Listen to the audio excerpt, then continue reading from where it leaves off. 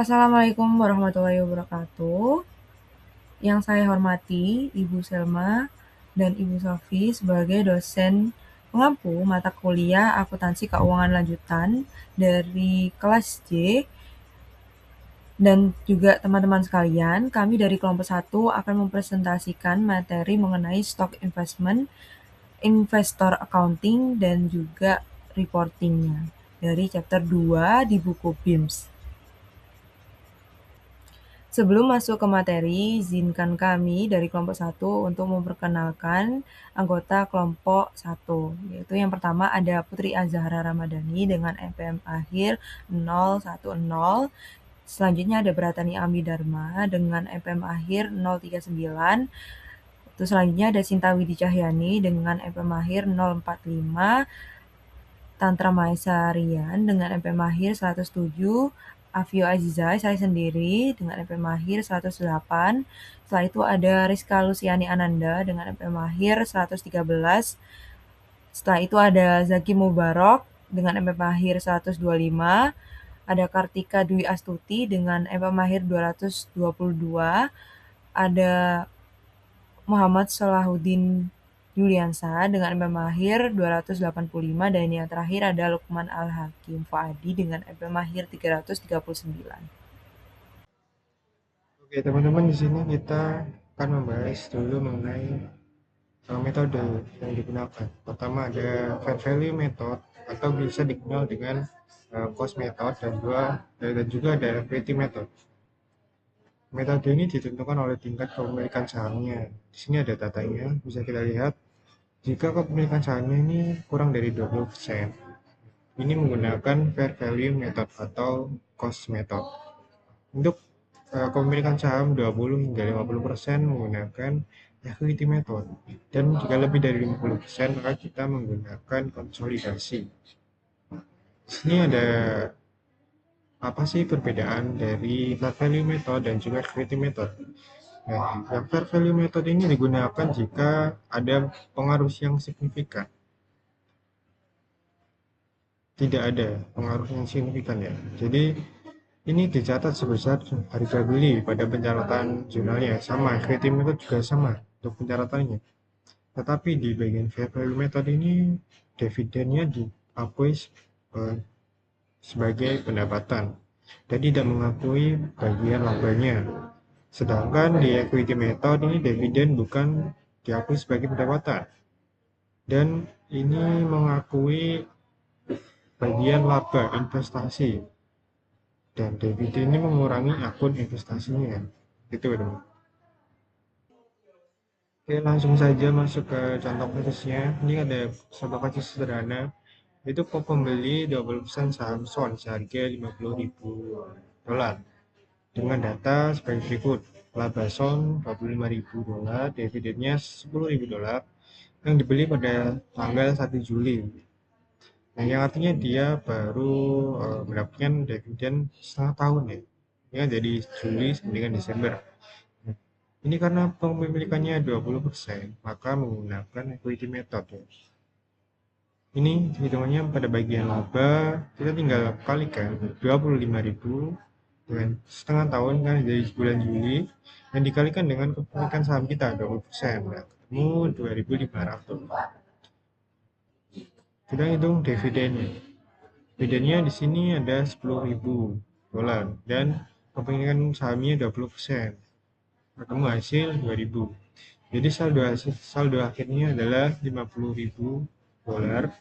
Ini ditambah dengan bagian laba dan dikurangi dengan dividen. Ketemu hasilnya $50.500. Lalu yang selanjutnya ada fair value cost and equity method. Jadi berdasarkan pada metode nilai wajar, pencatatan investasi saham biasa pada harga pokok dan melaporkannya dividen itu diterima sebagai pendapatan dividen, kecuali jika dividen yang diterima itu melebihi nilai wajar atau biaya pokok yang tidak dicatat.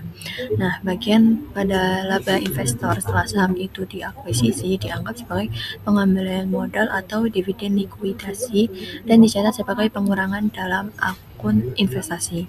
Nah, hal ini itu diklasifikasikan atau dibentuk sekuritas ekuitas yang memiliki nilai wajar yang dapat mudah ditentukan sebagai sekuritas perdagangan atau sekuritas yang tersedia untuk dijual.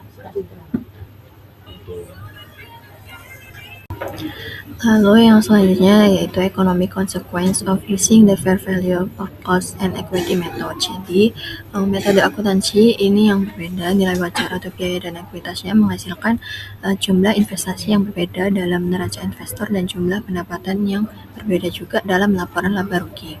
Nah, ketika investor ini dapat secara signifikan memengaruhi atau mengendalikan operasi perusahaan yang diinvestasikan, termasuk memohon dividen, metode nilai wajar atau biaya ini tidak dapat diterima. Nah, dengan memengaruhi atau mengendalikan keputusan dividen yang perusahaan ini diinvestasikan, investor tersebut dapat memanipulasi pendapatan investasi yang dilaporkan. Nah, kemungkinan manipulasi pendapatan ini itu tidak ada ketika laporan keuangan perusahaan induk atau investor ini dikonsolidasikan dengan laporan anak perusahaan atau perusahaan yang diinvestasikan ini, karena laporan konsolidasinya adalah sama, terlepas dari metode akuntansi mana yang digunakan. Nah, meskipun metode ekuitas ini bukan pengganti konsolidasi, pendapatan yang dilaporkan oleh perusahaan induk dalam laporan laba rugi terpisah berdasarkan metode ekuitas umumnya sama dengan bagian perusahaan induk dari laba bersih konsolidasi yang dilaporkan dalam laporan keuangan konsolidasi. Baik, di sini saya akan menjelaskan mengenai equity method one line consolidation. Nah, pengertiannya sendiri yaitu equity method adalah metode pencatatan investasi di mana investor mencatat investasinya dalam satu akun dan bagian labanya dalam satu baris laporan laba rugi. Karena hanya ditampilkan dalam satu baris, metode ini disebut dengan one line consolidation. Nah, kapan digunakan? Nah, ketika kita menggunakan one line consolidation ini, kita menggunakan ketika digunakan jika investor memiliki pengaruh signifikan mengenai perusahaan tersebut 20% hingga 50%, atau memiliki kontrol jika punya pengaruh signifikan lebih dari 50%. Nah, ini berlaku sesuai standar akuntansi GAAP atau SAK. Kemudian terdapat saat membeli saham, ini konsep dasarnya equity method. Saat membeli saham, kita itu disuruh mencatat sebesar harga perolehannya. Kemudian setiap akhir periodenya ditambah bagian laba investor, kemudian dikurang dividen diterima, dikurang lagi amortisasi selisih nilai wajarnya. Nah, rumus sederhananya itu saldo akhir sama dengan saldo awal ditambah laba dikurangi dividen dikurangi amortisasi. Nah, pada bagian ini kita akan membahas bagaimana perusahaan mencatat investasi saham pada saat akuisisi. Nah, investasi saham itu kan biasa diukur sebesar nilai wajar imbalan yang diberikan, yaitu kas yang dibayarkan dan nilai pasar saham yang diterbitkan. Nah, konsep ini disebut one line consolidation karena seluruh investasi dicatat dalam satu akun, yaitu investment in investing. Nah, di sini ada salah satu kasusnya, contohnya dari PEM Company. PEM Company itu membeli 30% saham Sun Company dengan kasnya 2 juta dolar dan menitipkan 200.000 lembar saham. Nilai nominalnya itu 10 dolar dan nilai pasarnya itu 15 dolar. Nah, karena yang digunakan adalah nilai pasar, maka 200.000 dikali 15 dolar sama dengan 3 juta. Jadi total nilai investasinya tuh 2 juta di kas dan 3 juta di saham, total 5 juta. Nah, karena jumlah disajikan dalam ribuan, maka dicatat sebagai 2.000. Nah, ini di jurnal pertama untuk mencatat investasi itu di debit investment in Sun itu 5.000, di kreditnya ada di common stock 2.000, additional paid in capital 1.000 dan kasnya 2.000. Nah, kita di sini di debit akun. Kenapa kok di debit akun investment sebesar 5.000? Karena perusahaan itu memperoleh aset berupa investasi. Nah, kemudian kita mengkreditkan common stock sebesar 2.000, yaitu 200.000 lembar dikali nominalnya itu 10 dolar. Nah, selisih antara nilai pasar dan nilai nominal yaitu ada 1.000, catat sebagai additional paid in capital. Nah, yang terakhir kasnya tuh berkurang 2.000 sehingga dikredit. Nah, di jurnal kedua itu ada biaya tambahan registrasi saham 50 dan konsultasi advisory 100. Nah, totalnya itu ada 150. Nah, di jurnalnya itu di debit investment expense sebesar 100, di debit lagi, di bawahnya ada additional paid in capital sebesar 50, di kreditnya ada cash 150. Nah, biaya konsultasi itu sebesar 100 dicatat sebagai beban karena termasuk acquisition expense. Nah, sedangkan biaya registrasi saham sebesar 50 tidak dibebankan, tapi mengurangi additional paid in capital karena terkait penerbitan saham. Nah, jadi kas berkurang total 150 sehingga dikredit.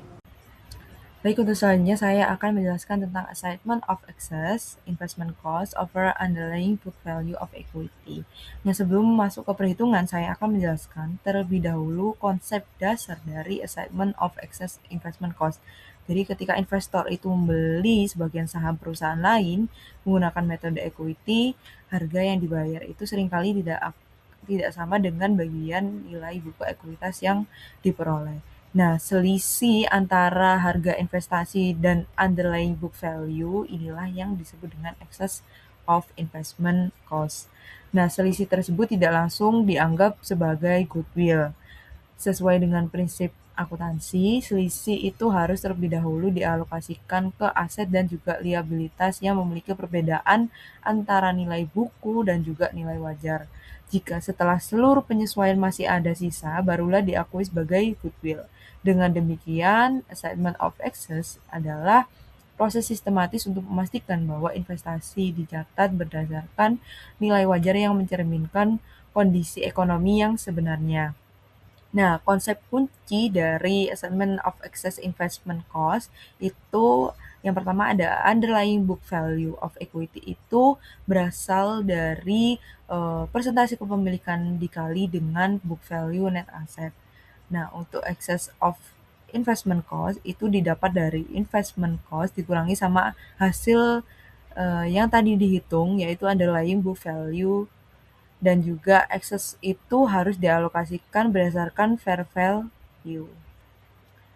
Baik, untuk selanjutnya kita langsung aja masuk ke perhitungannya. Jadi di contoh soal ini, PAM itu membeli 30% saham dari Sun dengan harga 5 juta dolar.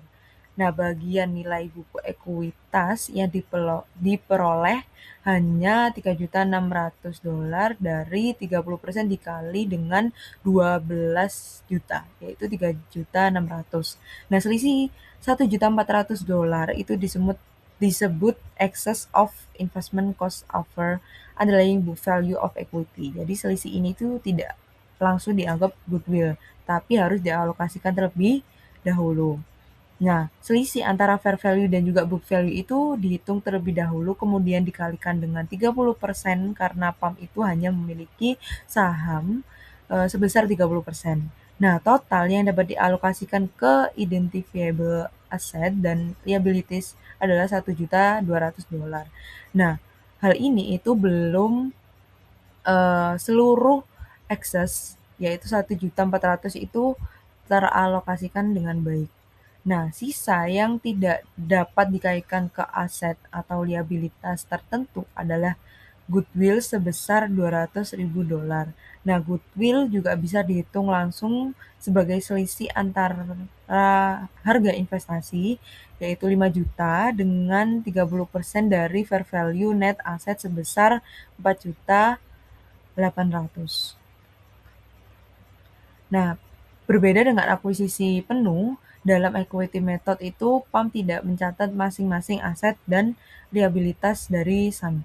Jadi seluruh selisih yang sebesar 1.400.000 itu sudah termasuk dalam akun investment in Sun.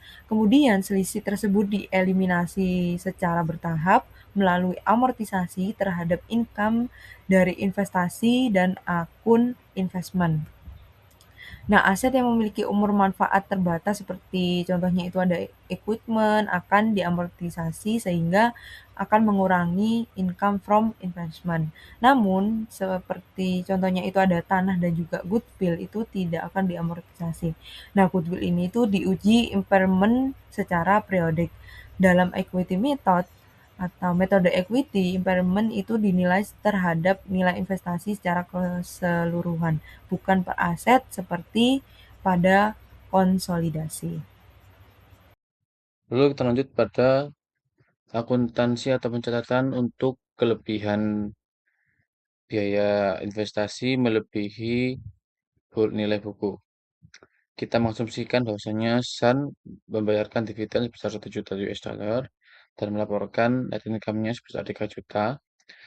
Lalu ada beberapa kelebihan biaya, biaya nilai buku yang diamortisasikan seperti yang ada di atas. Inventory sebesar 100%, other current assets sebesar 100%, equipment sebesar 5%, juga not payable sebesar 20%. Lalu PAM sebagai investor mencatat beberapa jurnal untuk mengkonsolidasi secara satu garis. Untuk mencatat pendapatan dividen, maka PAM mencatat sebagai cash pada investment in Sun pada Juli atau pada saat terjadinya pembayaran dividen. Lalu untuk mencatat pendapatan pada ekuitas dijurnalkan sebagai investment in Sun pada income from Sun. Lalu untuk mencatat kelebihan alokasi pada pada item inventory yang telah terjual pada tahun berjalan dengan jurnal income from Sun pada investment in Sun. Lalu jurnal untuk mencatat pendapatan kredit untuk over value atau nilai kelebihan nilai pada other current asset dengan jurnal investment in Sun pada income from Sun. Lalu Desember 31 untuk mencatat depresiasi pada kelebihan alokasi pada equipment pada perlengkapan yang nilainya yang rendah dengan jurnal investment Sun pada income from Sun. Lalu untuk mencatat depresiasi pada undervalued equipment dengan nilai masa gunanya 20 tahun dengan jurnal income from Sun pada investment in Sun. Lalu untuk mengamortisasi kelebihan nilai not payable dengan jurnal income from Sun pada investment in Sun. Karena sudah mendapatkan beberapa nilai-nilai jurnal, dicatatlah menjadi investor dapat mencatat dalam single entry seperti contoh yang ada di bawah. Baik, pada slide kali ini kita akan membahas tentang excess of book value over cost dalam metode ekuitas atau equity method. Nah, pada contoh kasusnya, perusahaan ini membeli 50% saham dengan harga $40.000. Sementara kalau kita hitung 50% dari ekuitas investinya yang sebesar 100.000 itu nilainya adalah $50.000. Artinya nilai buku yang kita peroleh sebenarnya $50.000, tapi kita hanya membayar $40.000. Jadi ada selisih sebesar $10.000. Nah, selisih inilah yang disebut dengan excess of book value over cost, atau bisa juga disebut dengan bargain purchase karena kita membeli lebih murah dari nilai bukunya. Tapi selisih ini tidak langsung diakui sebagai keuntungan. Dalam metode ekuitas, selisih tersebut harus dialokasikan ke aset yang dinilai terlalu tinggi di pembukuan investinya. Di sini diketahui inventory itu mengalami overvalue sebesar $2.000 dan equipment overvalue juga sebesar $18.000. Nah, karena kepemilikannya 50%, maka bagian kita adalah 1.000 untuk inventory dan 9.000 untuk equipment, diambil dari 50% dari total keseluruhan overvalued untuk inventory dan equipment-nya. Jadi totalnya ada 10.000. Selanjutnya dilakukan amortisasi. Jadi inventory langsung habis di tahun yang sama. Jadi diamortisasi penuh sebesar $1.000, sedangkan equipment memiliki umur manfaat 10 tahun sehingga $9.000 dibagi dengan 10 menghasilkan amortisasi $900 per tahun. Jadi total amortisasi tahun berjalan adalah 1.900. Kemudian dalam metode ekuitas, bagian laba sebesar 50% dari 20.000 yaitu $10.000 akan menambah investasi, lalu dividen sebesar 50% dari $5.000 yaitu 2.500 akan mengurangi investasi dan amortisasi selisih sebesar 1.900 yang sudah kita hitung tadi justru menambah pendapatan investasinya. Sehingga kalau dihitung saldo akhir investasi itu menjadi 49.400. Jadi intinya walaupun investasi ini dibeli lebih murah dari nilai bukunya, perlakuannya itu tetap sistematis ya teman-teman. Yakni dialokasikan ke aset terkait dan diamortisasi sesuai umur manfaatnya, bukan langsung diakui sebagai keuntungan. Selanjutnya adalah Gain Purchase. Asumsikan bahwa POP juga mengakuisisi 25% saham dari Saks Corporation dengan nilai 110.000 pada 1 Januari. Nah, pada saat itu net asset dari Saks ini adalah sebagai berikut. Inventories senilai 240, order current asset 100, equipment net 50, building net 140 dengan total nilai aset book value senilai 530, kemudian dikurangi liabilitas 130 sehingga total aset dari book value aset adalah 400. Kemudian selanjutnya fair value-nya untuk inventory-nya sendiri 260, order current asset 100, equipment net 50, building net 200 sehingga fair value aset adalah 610 dikurang dengan liabilities-nya 130 hingga fair value net asetnya adalah 480. Nah, selanjutnya kita akan menghitung excess fair value-nya. Bisa dilihat bahwa dari inventories pada book value ada 240 sedangkan fair value 260, berarti ini terdapat kenaikan senilai 20. Nah, 20 ini akan masuk ke excess. Selanjutnya yang terdapat perbedaan adalah bagian building. Nah, pada book value itu senilai 140, kemudian pada fair value naik 60% dari 200, jadi excess-nya adalah 60 sehingga total excess adalah 80.000. Nah, kemudian diketahui bahwa laba bersih dan dividen Saks untuk tahun berjalan masing-masing adalah 60.000 dan 40.000. Nah, pos pujaan yang bernilai rendah under value telah terjual selama tahun tersebut dan bangunan yang bernilai rendah memiliki sisa manfaat selama 4 tahun pada saat POP mengakui 25% kepemilikannya. Nah, selanjutnya dari excess tadi kita nilai berapa yang merupakan bagian dari POP tadi. Nah, diketahui bahwa investment cost dari POP adalah 110.000, kemudian book value acquire adalah 100 dari 400.000 nilai book value dikali 25% kepemilikan sehingga excess cost of book value acquire adalah 10. Nah, dari 10 ini akan kita rinci dengan sebagai berikut. Inventory 20.000 dikali 25%, merupakan yang bagian dari POP adalah 5. Kemudian building senilai 15 ini berasal dari 60.000 dikali 25% bagian dari POP ini 15. Kemudian sehingga excess yang merupakan bagian dari POP adalah 20. Nah, dari 20 ini dikurangkan dengan gain dari Gain Purchase yaitu berasal dari investment cost 110.000 dikurangi dengan fair value senilai 120.000, jadi ada selisih 10.000 yang diakui sebagai keuntungan sehingga mengurangi excess sehingga final assignment dari excess adalah 10.000. Baik, selanjutnya kita akan mencatat jurnal untuk POP. Nah, yang pertama jurnal pada Januari tanggal 1 kita akan mencatat investment POP di Saks senilai 120.000. Nah, 120.000 ini berasal dari 480.000 fair value dan net asset dikalikan dengan 25% kepemilikan oleh POP. Kemudian untuk kreditnya adalah cash senilai 110.000 yang dibayarkan.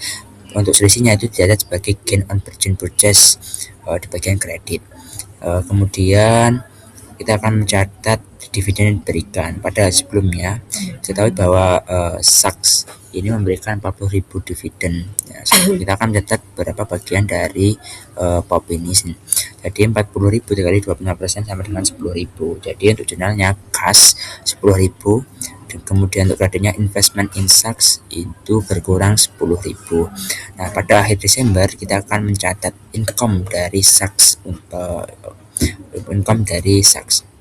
Pertama kita akan mencatat 60.000 net income dari stocks itu dikalikan dengan 25% presentase kepemilikan, sehingga nilai dari net income yang merupakan bagian dari POP adalah 15.000. Kemudian dikurangi dengan excess allocated to inventory senilai 20.000 tadi dibagi dengan 25% dengan 5.000, kemudian dikurangi lagi excess allocated to building 15.000 dibagi dengan 4 tahun amortisasi, sehingga jika total memperoleh nilai 6.250.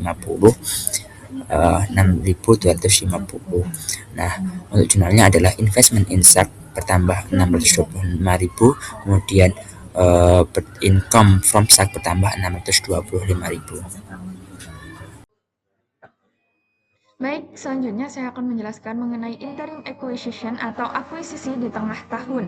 Nah, interim acquisition terjadi ketika investor membeli saham di tengah periode akuntansi, bukan di awal tahunnya. Karena pembelian tidak dilakukan sejak awal tahun, maka investor hanya berhak atas laba sejak tanggal pembelian sampai akhir periode. Oleh karena itu, laba harus dihitung secara proporsional sesuai lamanya kepemilikan investor tersebut. Biasanya diasumsikan bahwa laba diperoleh secara merata sepanjang tahun, kecuali ada bukti lain. Jadi, kita harus menghitung ekuitas perusahaan pada tanggal pembelian, lalu menentukan bagian yang menjadi hak investor atau laba proporsional investor sejak tanggal belinya. Baik, di sini saya akan menjelaskan mengenai case tentang interim acquisition of investment interest dalam metode equity. Nah, interim acquisition terjadi ketika investor membeli saham perusahaan lain di tengah periode akuntansi, seperti yang sebelumnya sudah dijelaskan, bukan di awal tahunnya. Karena pembelian tidak dilakukan sejak awal periode, maka ada penyesuaian perhitungan laba dan ekuitas yang harus dilakukan. Nah, dalam kasus ini, Pop Corporation membeli 40% saham Son Corporation pada tanggal 1 Oktober dengan harga $80.000. Nah, data yang diketahui seperti ekuitas Son pada 1 Januari sebesar 150.000. Laba bersih selama 1 tahun sebesar 25.000, dividen sebesar 15.000 dibayarkan pada 1 Juli. Terdapat bangunan yang nilai wajarnya 60.000 tetapi dicatat 40.000. Sisa umur bangunan adalah 20 tahun. Nah, langkah pertama adalah menghitung ekuitas Son pada tanggal 1 Oktober, yaitu saat akuisisi terjadi.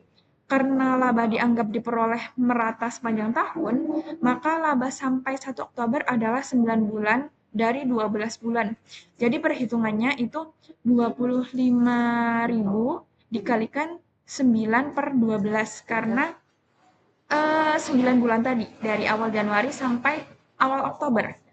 Jadi 25.000 dikalikan 9 per 12 sama dengan 18.750. Kemudian kita hitung ekuitas pada tanggal pembelian. Nah, ekuitas awal ini 150.000. Nah, laba sampai 1 Oktober itu 18.750 yang sudah dihitung di atas tadi. Dikurangi dengan dividen 15.000. Jadi, 150.000 ditambah labanya 18.750 dikurangi dengan dividen sebesar 15.000 jadinya 153.750. Karena POP membeli 40%, maka bagian nilai buku yang diperoleh adalah 40% dari 153.750. Jadi 61.500. Nah, kemudian langkah yang kedua adalah membandingkan harga beli dengan nilai buku bagian yang diperoleh. Nah, harga belinya itu 80.000, nilai buku bagian 61.500. Nah, selisihnya adalah 18.500. Nah, selisih ini disebut dengan excess cost over book value. Kemudian masuk ke langkah yang ketiga adalah mengalokasikan selisih tersebut. Nah, selisih pertama dialokasikan ke bangunan yang undervalued. Nilai wajar bangunan 60.000 dan nilai buku 40.000. Nah, selisihnya dari 60.000 sama 40.000 itu kan 20.000. Bagian 40%-nya dari 20.000 itu adalah 8.000. Nah, sisa selisih menjadi goodwill sebesar 10.500. Selanjutnya, kita menghitung bagian laba setelah tanggal akuisisi. Karena pembelian terjadi 1 Oktober, maka POP hanya berhak atas laba 3 bulan terakhir. Perhitungannya 25.000 dikalikan 3/12, sama dengan 6.250. Nah, bagian 40%-nya dari 6.250 yaitu 2.500. Selisihnya jadi POP mengakui income from zone sebesar 2.500-nya. Namun, karena ada selisih bangunan sebesar 8.000 dengan umur 20 tahun, maka harus diamortisasi. Amortisasi per tahunnya yaitu 8.000 dibagi 20 sama dengan 400. Karena hanya 3 bulan, 400 dikalikan 3/12 sama dengan 100. Nah, amortisasi ini mengurangi income dan juga mengurangi nilai investasi. Nah, sekarang kita hitung saldo akhir investasinya. Harga belinya 80.000, bagian labanya 2.500 dikurangi dengan amortisasinya tadi 100 yang 3 bulan. Jadi 80.000 ditambah dengan bagian labanya 2.500 dikurangi dengan 100 menjadi 82.400.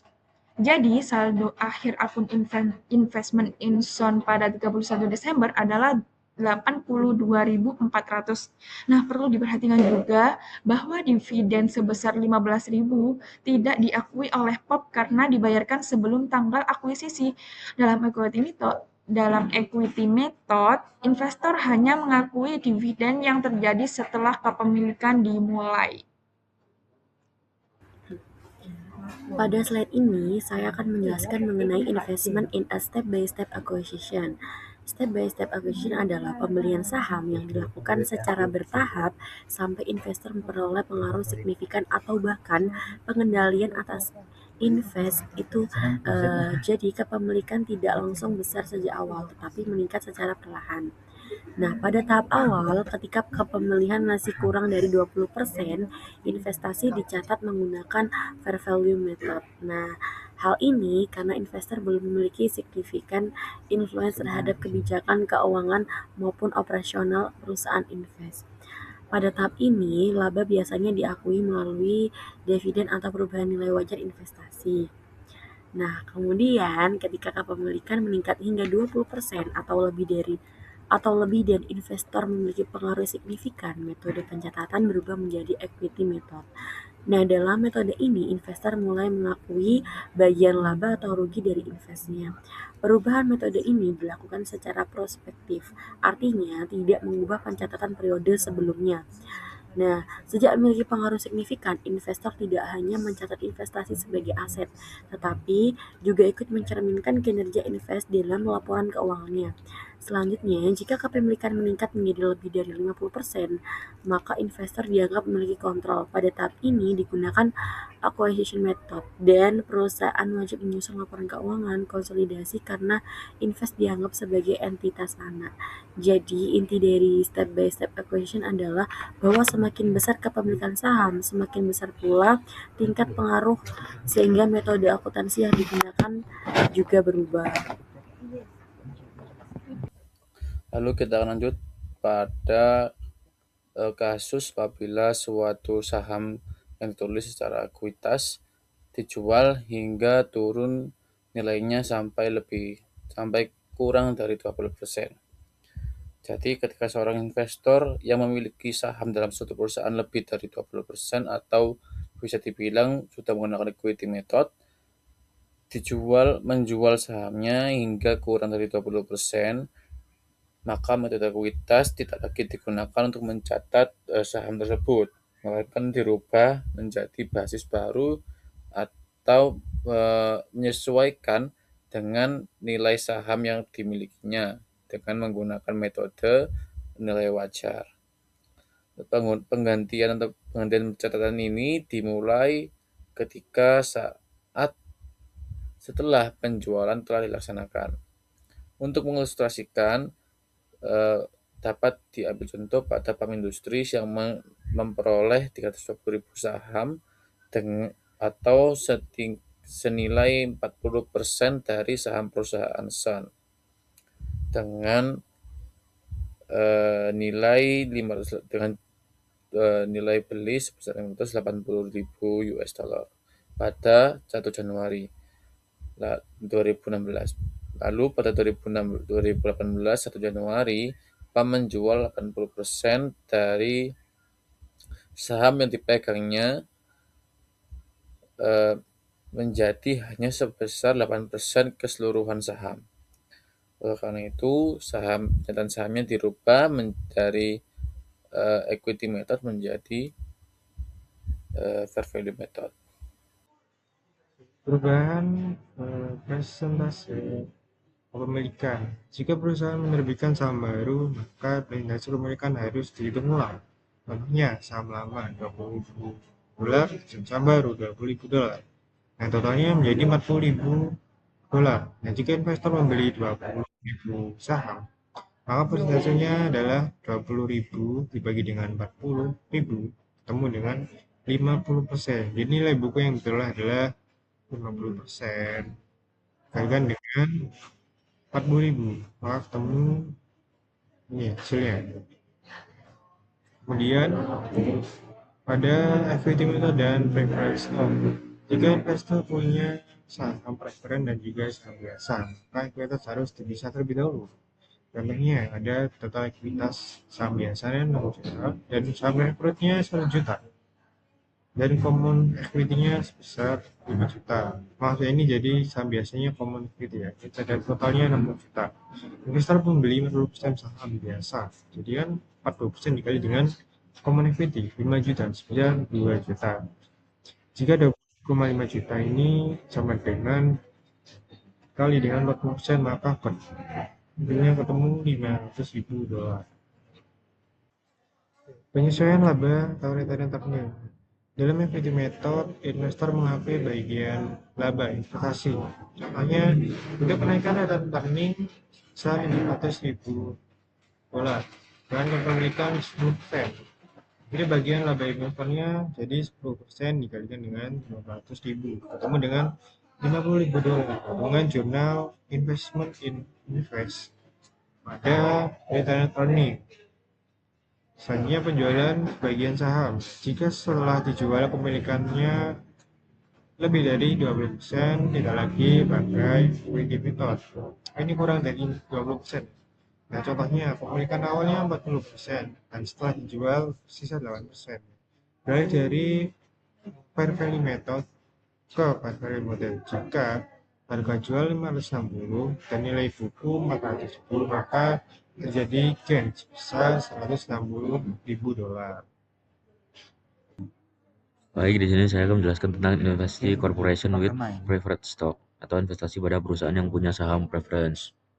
Konsep dasarnya itu kalau perusahaan yang kita investasikan itu memiliki saham biasa, common stock dan saham preferred stock. Maka pembagian laba dan perhitungan kepemilikan tidak selalu langsung pakai laba bersih total karena pemegang saham preference punya hak prioritas dividen. Nah, apa pengaruh ke metode ekuitas? Yang pertama itu hitung dulu laba untuk saham biasa. Caranya laba bersih dikurangi dividen saham preference karena dividen preference adalah hak prioritas. Lalu yang kedua, baru dikalikan persen kepemilikan investor. Contoh singkatnya laba bersih 1000, dividen preference-nya 200, maka laba untuk komennya itu 800. Dan kepemilikan kita misal 30%. Jadi bagian laba investor itu 30% kali 800, hasilnya 240. Nah, jika saham preference bersifat kumulatif, dividen yang belum dibayar tetap dihitung dan tetap dikurangkan dari laba sebelum hitung bagian investor. Pada slide ini, saya akan menjelaskan mengenai discontinued operation dan persyaratan lain dalam equity method. Nah, pertama terkait discontinued operation itu adalah jika perusahaan invest menghentikan suatu segmen operasi, maka investor yang menggunakan equity method itu juga harus mengakui bagian atas laba rugi dari operasi yang dihentikan tersebut. Penyajiannya dilakukan secara terpisah dalam laporan laba rugi agar laporan keuangan lebih transparan dan pengguna laporan dapat membedakan antara kinerja yang berkelanjutan dan yang tidak berkelanjutan. Kedua, mengenai kerugian melebihi nilai investasi. Jika bagian rugi investor lebih besar daripada nilai tercatat investasinya, maka pengakuan rugi dihentikan ketika nilai investasi mencapai 0.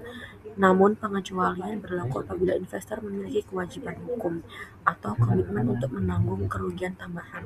Dalam kondisi tersebut, investor tetap harus mengakui kewajiban tersebut. Ketiga,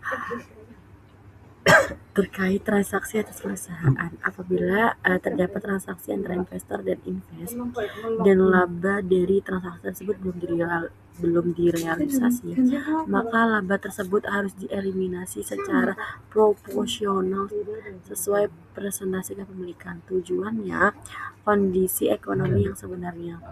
Keempat, mengenai impairment. Jika terjadi penurunan nilai investasi yang bersifat permanen, maka investor harus wajib mengakui kerugian penurunan nilai. Hal ini dilakukan untuk memastikan bahwa nilai investasi dalam laporan keuangan tidak lebih tinggi dari nilai yang dipulihkan. Pada slide ini kita membahas tentang disclosure untuk equity investors atau related party transaction. Nah, untuk equity investors ini, jika investasi tersebut material, perusahaan wajib mengungkapkan nama dan persentase kepemilikan, kebijakan akuntansi yang digunakan, serta perbedaan antara lain tercatat investasi dengan bagian atas aset neto investasi, termasuk bagaimana selisih tersebut diberlakukan. Nah, selain itu, jika tersedia harga pasar, harus diungkapkan nilai agregat investasi serta ringkasan informasi keuangan investasi seperti aset, liabilitas, dan laba rugi. Nah, bagian laba dari investasi disajikan dalam laporan laba rugi sebagai equity in income on investors dan disesuaikan dalam laporan arus kas. Nah, kemudian untuk related party transaction, karena tidak ada asumsi transaksi dilakukan secara arm's length, perusahaan itu harus mengungkapkan sifat hubungan antara pihak, deskripsi transaksi, jumlah transaksi, termasuk perubahan metode penentuan harga, serta saldo terutang kepada atau dari berrelasi pada tanggal di neraca. Nah, di sini ada exhibit 2.4. Jadi exhibit 2.4 itu memberikan contoh nyata pengupahan dari Dow Chemical. Di sini itu ditampilkan daftar prinsipal non-consolidated affiliates beserta persentase kepemilikannya. Nah, kemudian disajikan saldo yang terutang pada dan dari afiliasi non-konsolidasi pada tanggal 31 Desember. Nah, selain itu, terdapat ringkasan laporan posisi keuangan dan laporan laba rugi dari afiliasi utama tersebut, yang menunjukkan total aset, total liabilities, penjualan, dan laba bersih. Nah, informasi ini itu membantu pengguna laporan keuangan memahami seberapa besar dampak investasi tersebut terhadap kondisi dan kinerja perusahaan induk. Baik, selanjutnya kita akan membahas tentang testing goodwill for impairment. Jadi, goodwill itu sendiri merupakan aset tidak berwujud dengan umur manfaat tidak terbatas, sehingga tidak diamortisasi setiap tahun. Namun, karena nilainya bisa berubah akibat kondisi ekonomi atau kinerja perusahaan, maka goodwill ini wajib diuji penurunan nilainya minimal 1 kali dalam 1 tahun atau 1 periode. Nah, tujuan dari impairment test ini adalah untuk memastikan bahwa nilai yang dicatat di laporan keuangan itu tidak melebihi nilai wajarnya, sehingga laporan keuangan itu tidak overstate. Nah, proses pengujiannya biasanya dimulai dari tahap kualitatif, yaitu menilai faktor-faktor seperti kondisi ekonomi, persaingan industri, dan performa perusahaan. Jika dari analisis tersebut terdapat indikasi penurunan nilai, maka dilanjutkan ke tahap kuantitatif dengan menghitung nilai wajar yang umumnya menggunakan metode discontinued cash flow. Apabila tercatat lebih besar dibandingkan nilai wajarnya, maka selisih tersebut diakui sebagai kerugian penurunan nilai atau impairment loss dalam laporan laba rugi. Baik, di sini saya akan menjelaskan tentang recognizing and measuring impairment losses. Atau biasanya itu tentang impaired fair value of goodwill. Jadi materi ini itu berkaitan tentang goodwill saat akuisisi perusahaan. Goodwill itu merupakan kelebihan bayar karena reputasi, merek, pelanggan royal, dan lain-lain. Goodwill ini itu bisa muncul ketika harga akuisisi lebih besar daripada nilai wajar aset bersih. Sedangkan impairment itu merupakan penurunan nilai. Kapan diujinya goodwill ini? Goodwill diuji itu ketika paling minimal itu setahun sekali atau adanya perubahan orang penting di perusahaan itu, dan goodwill ini tidak bisa diamortisasi. Cara mengukur impairment atau implied fair value method, langkah pertama itu membandingkan nilai buku unit dengan nilai wajar unit. Lalu langkah kedua itu menghitung implied fair value of goodwill. Caranya itu nilai wajar perusahaan dikurangi nilai wajar aset bersih teridentifikasi. Hasilnya sedangkan goodwill yang seharusnya. Maka yang terakhir yakni bandingkan dengan goodwill di laporan. Jika goodwill tercatat lebih besar daripada goodwill implied, selisihnya itu menjadi rugi impairment. Contohnya di sini ada goodwill tercatat 500 dan goodwill implied-nya 300. Jadi impairment-nya 200 karena 500 dikurangi 300. Jurnalnya rugi impairment 200 pada goodwill 200. Nah, untuk selanjutnya di sini saya akan menjelaskan tentang determining the fair value of the reporting unit. Jadi, fair value itu adalah jumlah yang dapat diperoleh dalam transaksi wajar antara pihak yang independen. Nah, dalam konteks goodwill, yang diuji adalah fair value dari reporting unit, yaitu unit operasi yang memiliki informasi keuangan yang terpisah. Nah, jika terdapat harga pasar aktif untuk saham perusahaan, maka harga tersebut dianggap sebagai indikator paling andal menurut GAAP.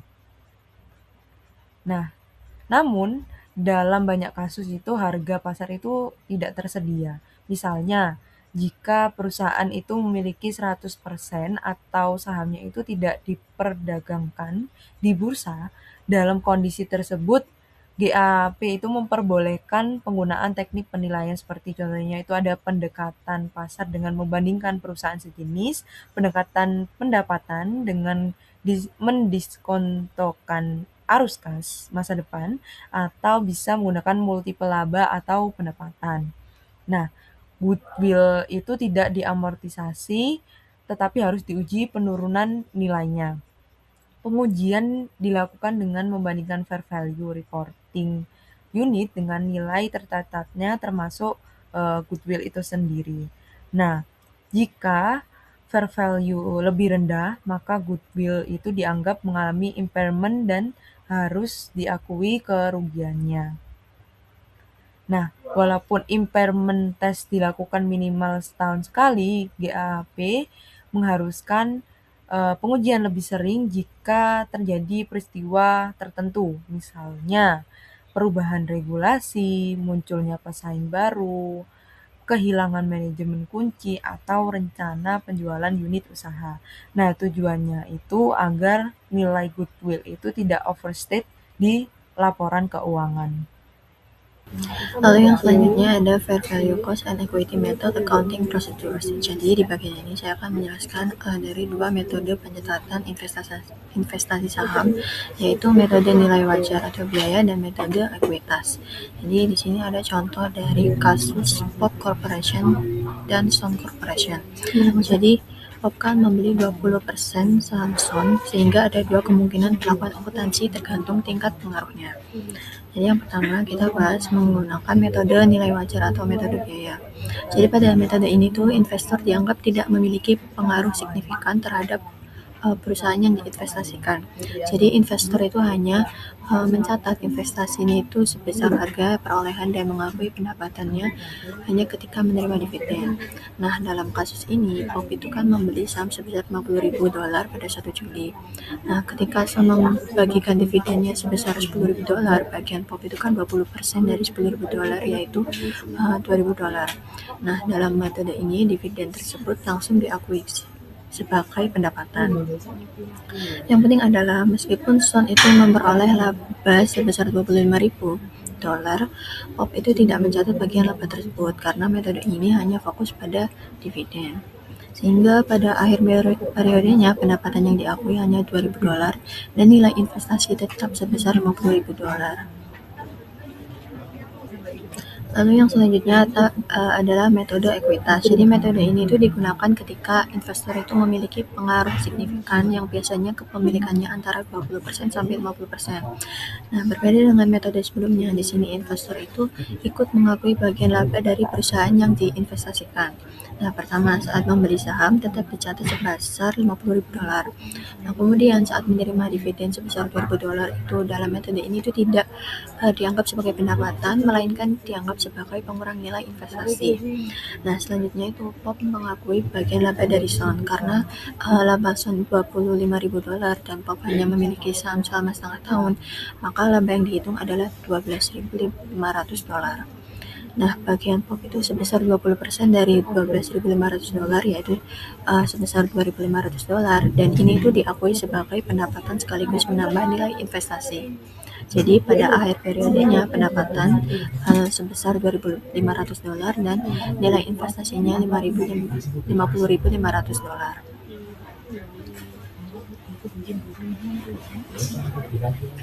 Selanjutnya adalah pelaporan goodwill. Nah, goodwill harus muncul sebagai baris terpisah di neraca. Kerugian penurunan nilainya harus dicatat di laba rugi sebagai bagian dari operasi berjalan atau operasi yang dihentikan tergantung dari sumbernya. Selanjutnya adalah equity method pada goodwill. Berbeda dengan akuisisi penuh atau konsolidasi, goodwill pada investasi metode ekuitas tidak diuji secara terpisah. Penurunan nilai dihitung dengan membandingkan nilai wajar investasi secara keseluruhan dengan nilai bukunya. Yang terakhir adalah potential problems. Nah, karena sering tidak ada harga pasar yang pasti, penilaian goodwill ini menjadi subjektif. Auditor sulit memverifikasi nilai wajar karena nilai wajar secara objektif. Ada risiko di mana manajemen laba atau di mana perusahaan sengaja menghapus goodwill dalam jumlah besar sekaligus big bet untuk membersihkan laporan keuangan di masa depan.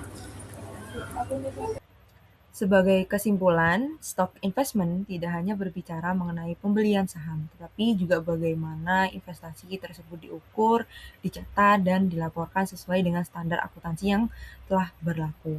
Nah, dengan memahami konsep-konsep ini, kita dapat melihat bagaimana laporan keuangan itu mencerminkan hubungan ekonomi antara investor dan juga perusahaan yang diinvestasikan. Demikian presentasi dari kelompok kami. Terima kasih atas perhatiannya. Wassalamualaikum warahmatullahi wabarakatuh.